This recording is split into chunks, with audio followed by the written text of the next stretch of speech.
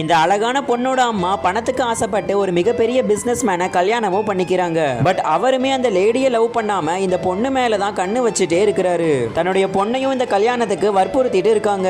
இப்ப அந்த பொண்ணை தேடி அந்த பொண்ணு படிக்கிற ஸ்கூலுக்குமே வந்துட்டாங்க. அங்க வந்திருக்கிற அடியாளுங்க கிட்ட எல்லா உண்மையும் சொல்ல அப்பன்னு பார்த்து இந்த பொண்ணுடைய டீச்சர் அந்த இடத்துக்கு வந்து அந்த அடியாளுங்க கிட்ட சண்டை போட்டுட்டு இருக்கிறாரு.